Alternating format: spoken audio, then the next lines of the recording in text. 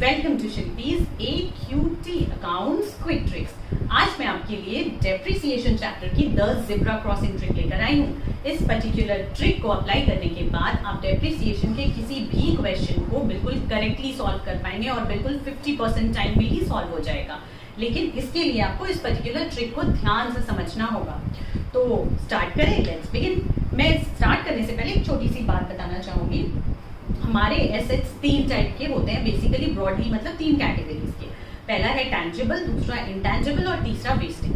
Tangible assets वो assets होते हैं जिन्हें हम टच कर सकते हैं, जैसे कि ये लैपटॉप, ये बोर्ड, हम ये टच कर सकते हैं, इसे देख सकते हैं, तो फिर ये टैंजिबल हुआ। इसीलिए मैंने यहाँ पर टैंजिबल में बिल्डिंग, मशीनरी ये दिखाया हुआ है। और इसके ऊपर जो गिरावट आती है, मतलब कंटिन्यूअस यूज की वजह से जो वेयर एंड टेयर होता है, जैसे आपने गाड़ी खरीदी तो 5 साल बाद गाड़ी का वो वैल्यू नहीं रहता, उस पर स्क्रैचेस लगते हैं, उसकी मशीन पुरानी हो जाती है, तो मतलब वैल्यू में गिरावट हो जाती है। तो हम उसे 5 साल बाद दिखाने के बदले हर साल थोड़ी थोड़ी गिरावट दिखाते रहते हैं अपने बुक्स में।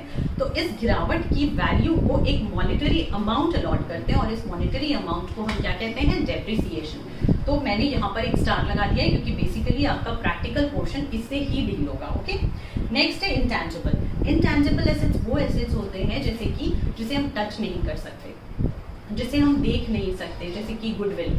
गुडविल क्या होता है, जैसे नेम एंड फेम। सपोज बहुत सारे सिमिलर शॉप्स है, पर हमारी शॉप में सबसे ज्यादा भीड़ है, मतलब हमारी गुडविल तो बहुत हाई है, लेकिन 5 साल बाद वही कस्टमर के फ्लो बहुत ही कम हो गए, मतलब हमारी गुडविल जो है वो कम हो गई, मतलब वैल्यू कम हो गया।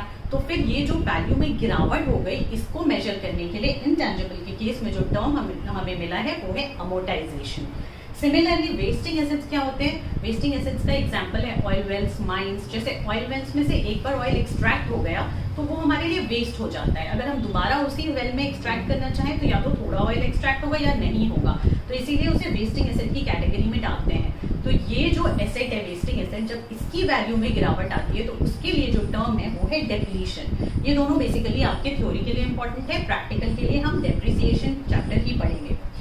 तो आइए अब बिगिन करते हैं द ज़ेब्रा क्रॉसिंग ट्रिक, क्योंकि ये बहुत ही अमेजिंग ट्रिक है और मैं इसे बिल्कुल स्मार्ट ट्रिक कहती हूँ। क्योंकि आप स्मार्टफोन तो यूज कर लेते हैं बट ट्रिक स्मार्ट नहीं लगाते, क्योंकि इस स्मार्ट ट्रिक से सिर्फ आपका कॉन्सेप्ट ही नहीं क्लियर होगा बल्कि आप बिल्कुल करेक्टली क्वेश्चन भी सॉल्व करके आएंगे। मैं ये बार बार इसलिए बोल रही हूँ कि लोग ये ना समझे कि मैं कोई ऐसा ट्रिक बता रही हूँ जिस ट्रिक को पहले याद करना पड़ेगा फिर कॉन्सेप्ट अलग से समझना पड़ेगा। बिल्कुल नहीं, आप इस ट्रिक को जान जाए फिर दोनों चीजें एक साथ समझ में आ जाएंगी। Okay, so let's begin.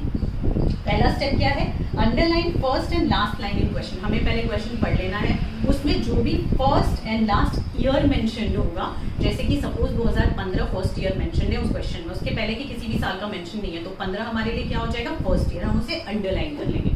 Suppose last 2020 mentioned है, उसके बाद कोई भी 21, 22 नहीं मेंशन्ड है, तो 2020 हमारे लिए लास्ट ईयर हो जाएगा, हम दोनों को अंडरलाइन कर लेंगे। Next step 2, difference D is equals to last year minus first year, मतलब हमें डिफरेंस निकालना है last year minus first year में, जो कि D से मैंने यहाँ पर रिप्रेजेंट किया है।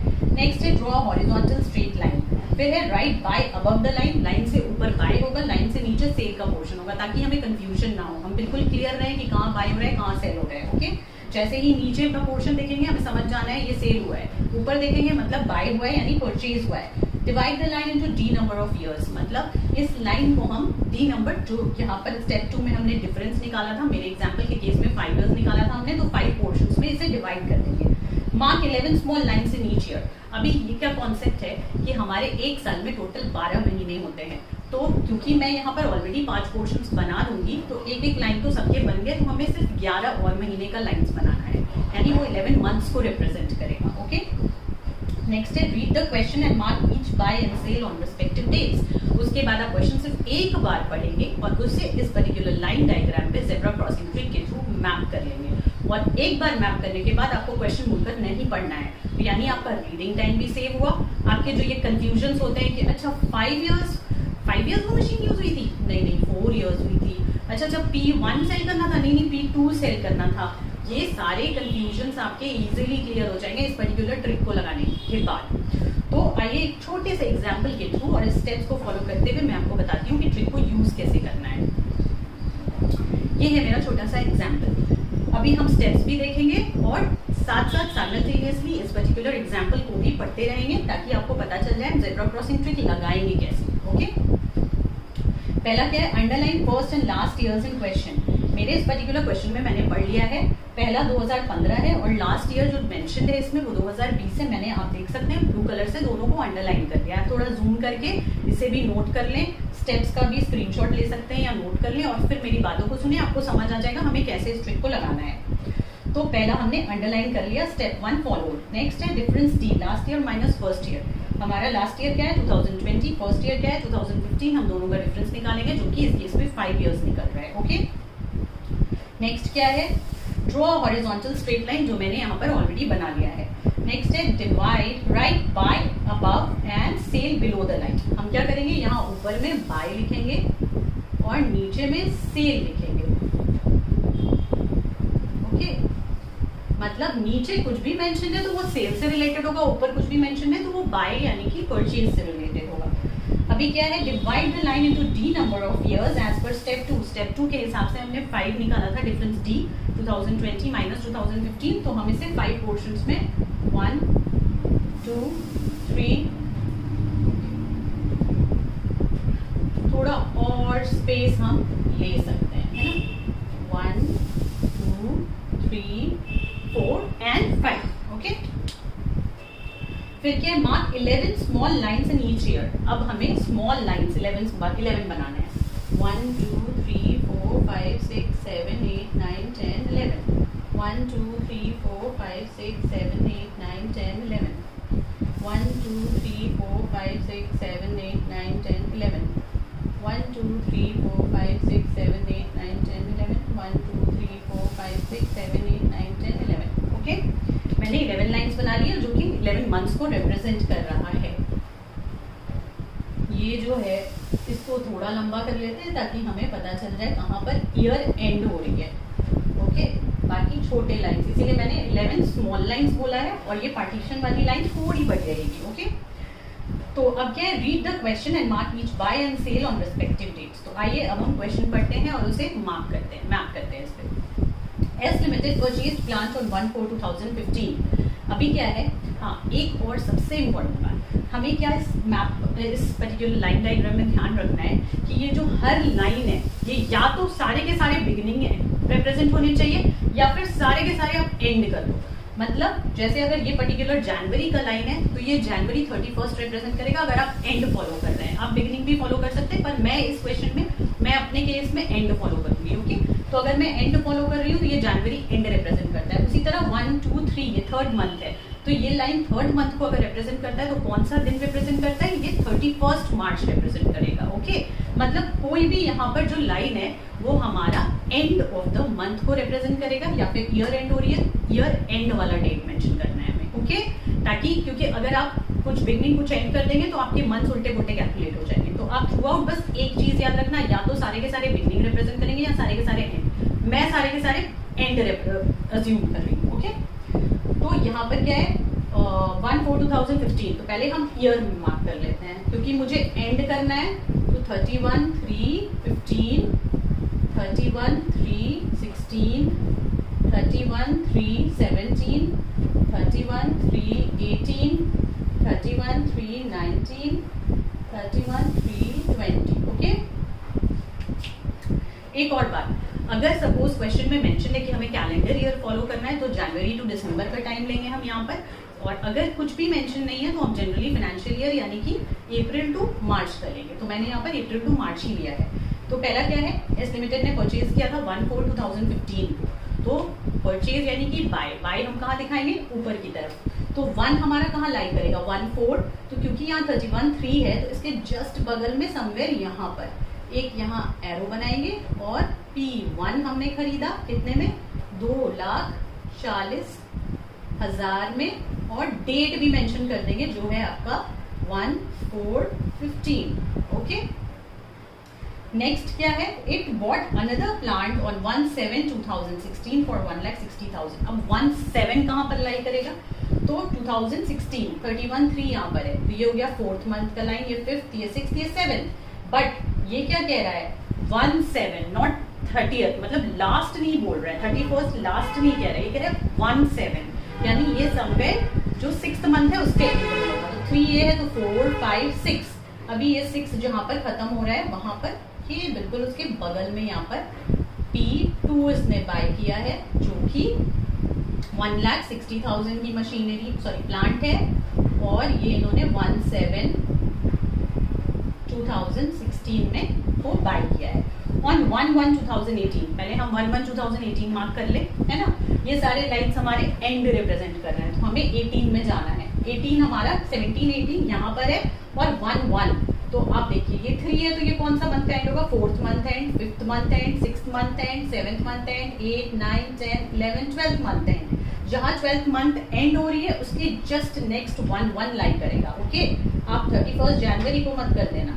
तो ये हुआ, लेकिन यहाँ पर इन्होंने क्या किया है? On 1/1 plant bought on 1/4/2015 was sold. तो हम इसे ऊपर नहीं दिखाएंगे, हम कहाँ दिखाएंगे? नीचे दिखाएंगे।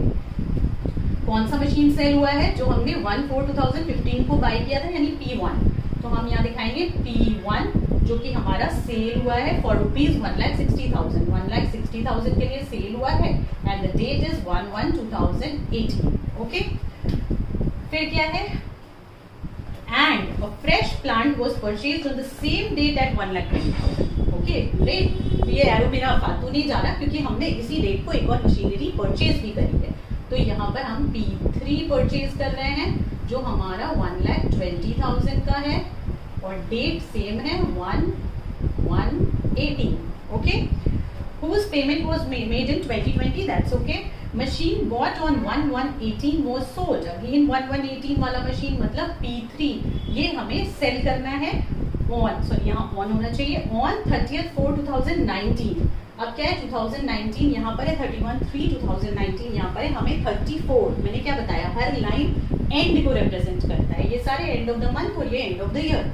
तो 34 कहाँ पर लाई करेगा? बस ये 3 है, तो ये 4 होगा बिल्कुल इस लाइन के ऊपर, मतलब यहाँ। तो अभी हमें सेल करना है, तो मैं इसे नीचे में मार्क करूंगी। कौन सी मशीनरी? P3 हमने सेल कर दिया @ 2 lakhs, हमने 2 lakhs पर इसको यहाँ पर सेल किया है, और डेट क्या है हमारा? 34/2019।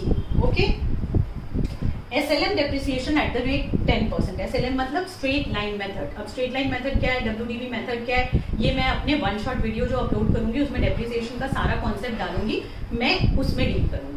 ये सिर्फ आपको ज़ेब्रा क्रॉसिंग ट्रिक बताने के लिए, ताकि आप झट एग्जाम के पहले अगर सिर्फ ट्रिक्स रिवाइज करना चाहते हैं तो ये पर्टिकुलर वीडियो रिवाइज करें। ओके, तो यहाँ जो भी एक्स्ट्रा पॉइंट्स दिए रहेंगे उसे आप नीचे में एक जगह पर SLM @ 10% नोट कर सकते हैं। और भी अगर कुछ पॉइंट्स है तो आप यही नोट कर लें, ताकि आपको क्वेश्चन में दोबारा ना घुसना पड़े। तो इस ट्रिक का ये सबसे बड़ा फायदा है कि मैंने इस क्वेश्चन को एक बार कर लिया, उसे यहाँ मैप कर लिया। अब आपको प्लांट अकाउंट बनाना है, प्रोविजन फॉर डेप्रिसिएशन अकाउंट बनाना है, डेप्रिसिएशन अकाउंट बनाना है, जो कुछ भी बनाना है आप इजीली इसके हेल्प से बना सकते हैं। और क्योंकि मैंने यहाँ लाइंस मार्क कर दी है, तो आपको बार बार हाथ पे गिनने की जरूरत नहीं है, आप सीधे सीधे यहीं से काउंट कर सकते हैं। अगर मिड ऑफ द मंथ में सेल या बाय होता है तो 2 लाइन के बिल्कुल बीच में आप मार्क कर सकते हैं, उसे हाफ मान लेंगे और बाकी आगे चलते जाएंगे।